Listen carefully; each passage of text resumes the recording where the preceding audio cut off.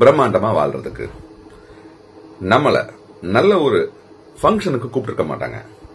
நல்ல நிகழ்ச்சி ஒண்ணு நடந்துகிட்டு இருக்குல்ல, அந்த நிகழ்ச்சியில நம்மளை கூப்பிட்டுருக்க மாட்டாங்க. நண்பருடைய கல்யாணத்துக்கு கூப்பிட்டுருக்க மாட்டாங்க. பர்த்டே பார்ட்டிக்கு கூப்பிட்டுருக்க மாட்டாங்க. மீட்டிங்குக்கு கூப்பிட்டுருக்க மாட்டாங்க. கடை திறப்பு விழாவுக்கு கூப்பிட்டுருக்க மாட்டாங்க.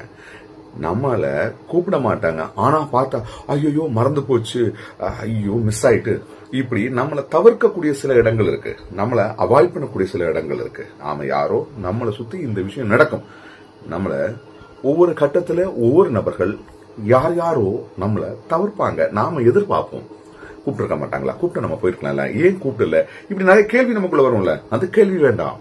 ஒன்னு புரிஞ்சுக்கிடலாம், ஒன்னு கத்துக்கிடலாம். நாம அங்க இம்பார்ட்டன்டான பர்சன் அல்ல. உண்மை அதுதான்.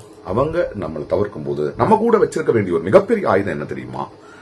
நாமளும் இந்த மாதிரி நடந்த விஷயங்களை இக்னோர் பண்ணணும், தவிர்த்து விடணும். யோசிக்க கூடாது, எதிர்பார்க்க கூடாது. வேற வழி இல்லைங்க. எதுக்கு எதிர்பார்க்கணும்? இவங்கதான் கூப்பிடல, ஏன் கூப்பிடல, நான் அப்படியா, நான் இப்படியா, இதனால கூப்பிடலையான்னு யோசிக்கிறதுனால இப்போ ஒரு விஷயம் மாறுமா? இப்படி நடந்ததுனால நாம் பணம் சம்பாதிக்கணும், நான் கோடிகள் சம்பாதிக்கணும், நான் நினைச்சதெல்லாம் நடக்கணும். அப்ப நான் என்னதான் பெரிய ஆளாக்கணும், என்னில் தான் மாற்றத்தை ஏற்படுத்தணும். அதனால் எதிர்பார்க்க வேண்டாம்.